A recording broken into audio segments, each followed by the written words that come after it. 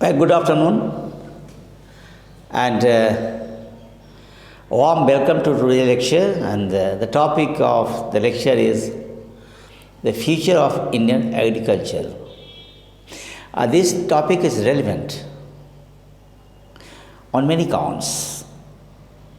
Say, we along with the world need food, right? And with the increasing trend of the population of our country and population of the world as a whole, it is utmost need of the hour to enhance the crop production. More and more food grains that the population will need. And just to be in pace with the need of the agricultural products, it's the need of the hour to use a modern technology to create more food materials. If we go back to the British days, there were many policies adopted by the British masters in our country that created dissatisfaction among the farmers, that also hampered the output of the crops.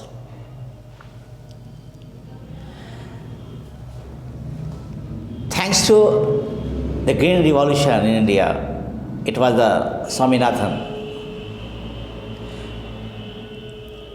who stood for us, for the world, through the Green Revolution to give more and more output to the agriculture sector, right? Now, here is a challenge before us. How to stay the youngsters or the farmers to be there in the farming culture. Because there has been the trend, the very migration of the youths, youngsters, to migrate from the villages to the towns, to the cities. In addition to this, it also seems that the farmers, the peasants who are there in the agriculture occupation, the professions, are no longer willing to stay in agriculture sector. Here is the biggest challenge. How to motivate the farmers, whether the aged people or the young minds, to continue be their agriculture profession, a challenge. Under this headline, the future of Indian agriculture, see some points. There is a need for work on cost-effective technologies with environmental protection and on conserving our natural resources. Agriculture in India is livelihood for a majority of the population and can never be underestimated. Although its contribution in the gross domestic product, so-called GDP, has reduced to less than 20%, and contribution of other sectors increased at a faster rate. Agriculture product has grown This has made us self-sufficient and taken us from being a begging bowl for food after independence to a net exporter of agriculture and allied products. Total food grain production in the country is estimated to be a record 291.95 million tons according to the second advanced estimates for 2019-20. This is news to be happy about, but as for the estimates of Indian Council for Agricultural Research, ICAR, demand for food grain would increase to 345 million tons by 2030. Increasing population, increasing average income and globalization effects in India will increase demand for quantity, quality and nutritious food and variety of food. Therefore, pressure on increasing available cultivation and to produce more quantity, variety and quality of food will keep on increasing. India is blessed with large arable land with 15 agroclimatic zones as defined by Indian Council of Agricultural Research ICAR, having almost all types of weather conditions, soil types and capable of growing a variety of crops. India is the top producer of milk, spices, pulses, tea, cashew and jute, and the second largest producer of rice, wheat, oilseeds, fruits, vegetables, sugarcane and cotton. Very important point, remember. All these points are very, very important, not from the mains point of view, but PT point of view as well. In spite of all these facts, the average productivity of many crops in India is quite low. The country's population in the next decade is expected to become the largest in the world, and providing food for them will be a very prime issue. Okay? Clear? Farmers are still not able to earn respectable earnings. Even after over 7 decades of planning since the independence, majority of the farmers are still facing problems of poor production and or poor returns. Major constraints in India agriculture are: number one, according to 2010-11 agriculture census, the total number of operational holdings was 138.35 million with average size of 1.15 hectares. Of the total holdings, 85% are in marginal and small farm categories of less than 2 hectares. Okay, this is Government of India report 2014. Number 2, farming is subsistence which makes a scale of economy in question with majority of small holdings. Second point, low access of credit and prominent role of unorganized creditors affecting decisions of farmers in purchasing of inputs and selling of outputs. Fourth point, less use of technology, mechanization and poor productivity, for which first 2 points are of major concern. Fifth, very less value addition as compared to our developed countries and negligible primary level processing at farmers level. Point 6. Clear? Be comfortable. Poor infrastructure for farming are making more dependence on weather, marketing and supply chain suitable for high yield crops. Future of agriculture is a very important question for the planners and all other stakeholders. Government and other organizations are trying to address the key challenges of agriculture in India, including a small holdings of farmers, primary and secondary processing, supply chain, infrastructure supporting the efficient use of resources and marketing. Clear? Reducing intermediaries in the market. This is the need for work on cost-effective technologies with environmental protection and on conserving our natural resources.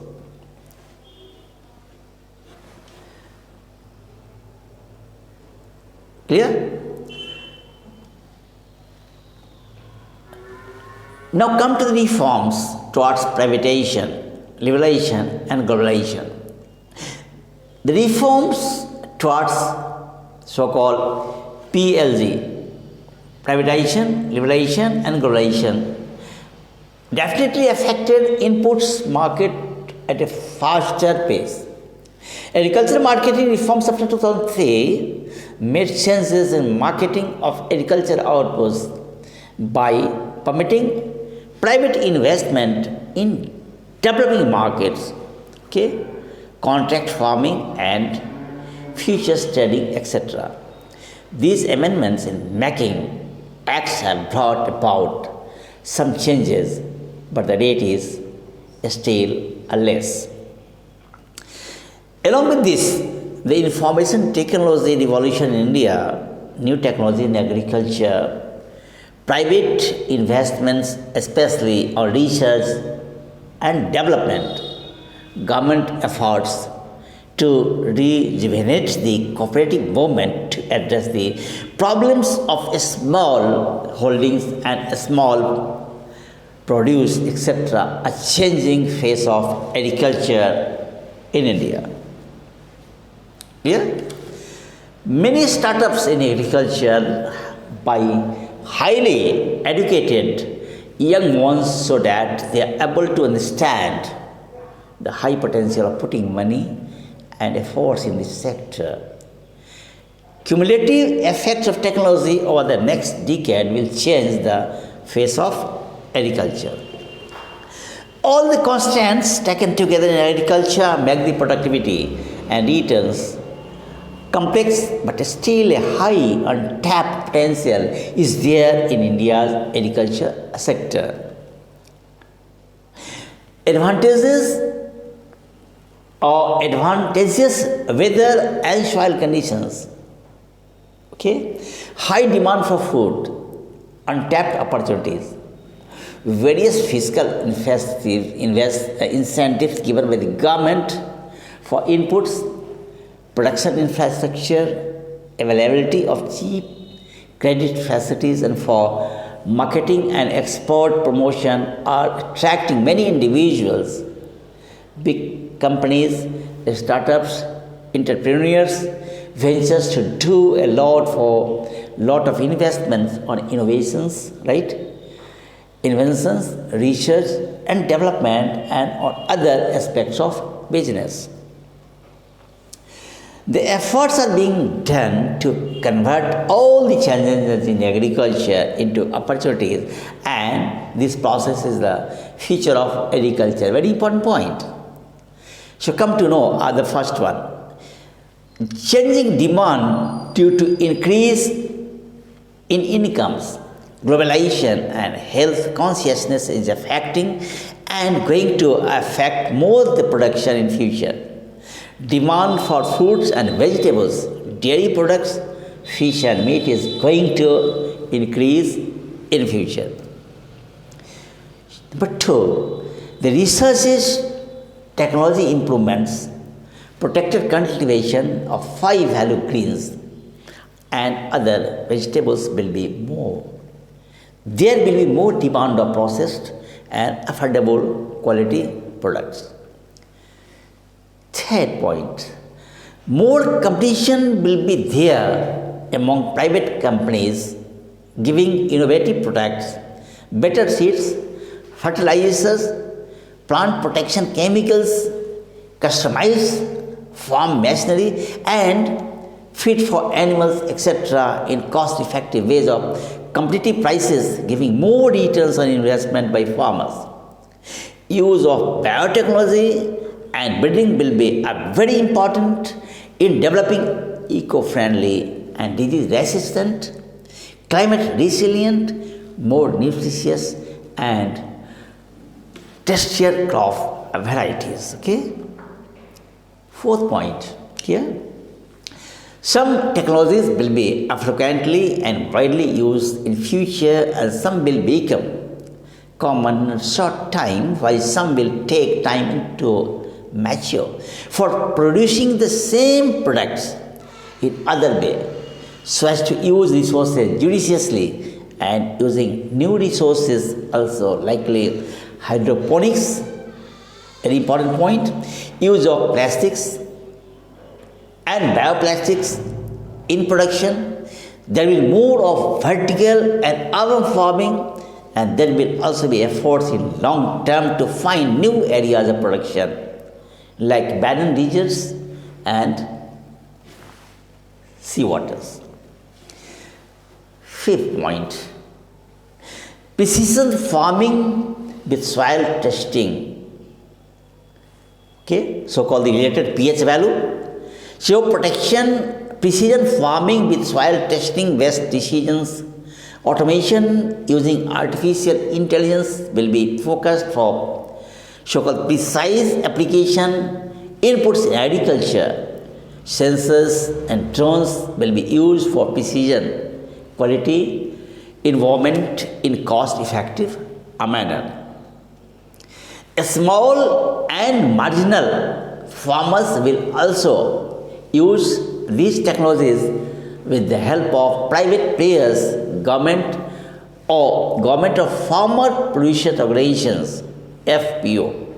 Use of GPS, global positioning system technology, drones, robots, etc., controlled by smartphones, etc., can make life of farmers easy and exciting with good results.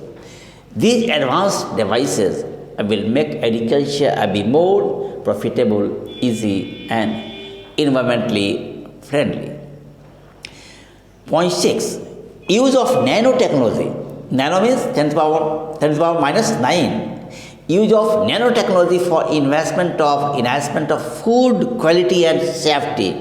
Efficient use of inputs will be a near future. Nanomaterials in agriculture will reduce the wastage in use of chemicals, minimize nutrients losses in fertilization, and will be used to increase yield through pest and nutrient management.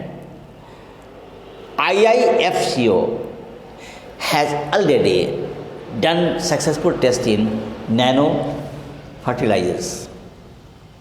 Seventh, India has improved significantly in its digital connectivity and market access has become very easy. The number of internet users is projected to reach 666.4 million in 2025. Farmers will be behaving more smartly with mobiles in hands and will be able to more aware and connected with different stakeholders. Government will make or they will be making a wide use of digital technology for generating awareness among farmers, information sharing, government schemes using digital technology for a direct transfers of money. Point 8. Fine. There will be certainly be more work by government, village communities, agriculture startups, private players, and in conserving, sharpening, depleting water resources. Use of digital technology can make revolution in this direction. There will be use of satellites, IoT, drones for better collection of data regarding soil health, crop area and yield which will make cost for insurance less with better estimates, and system will be more exact and effective. Okay.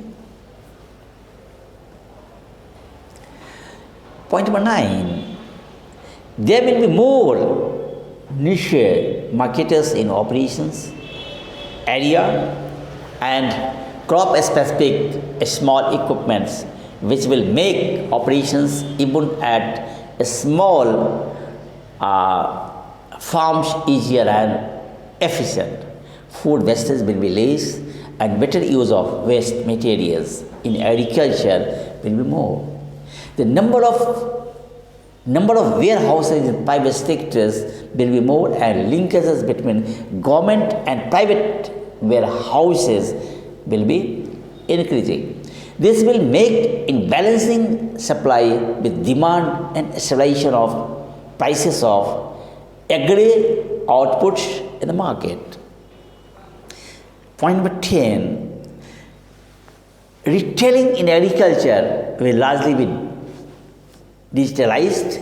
A study estimates that over 90% of Kirana stores across the country will be digitalized by 2025 with a modern, traceable logistics and transparent supply chain. It's a good news and good effort. Compliments. Many players have already taken Kirana stores to the doorsteps of consumers like Amazon and Geomart.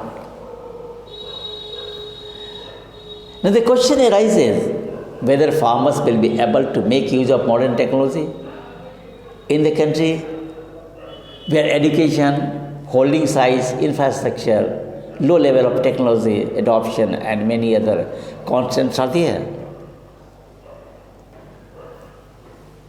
So this way we have seen that despite the challenges ahead since the days of Britishers or even the earlier to that, but by then the population was less.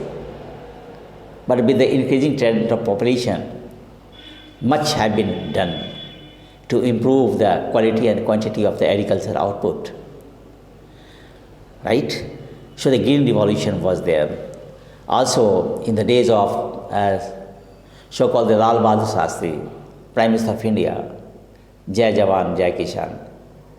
That slogan was also very important. And this shows a touch in the heart of then Prime Minister of India that no one should sleep in the night without breads.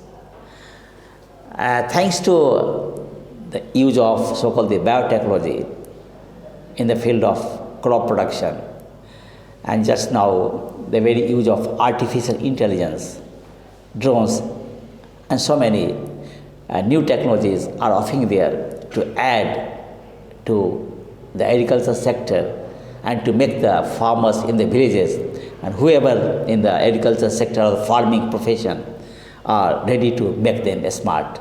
So let us think some good for the agriculture of the country and also good for the farmers or young minds who are engaged in agriculture sectors.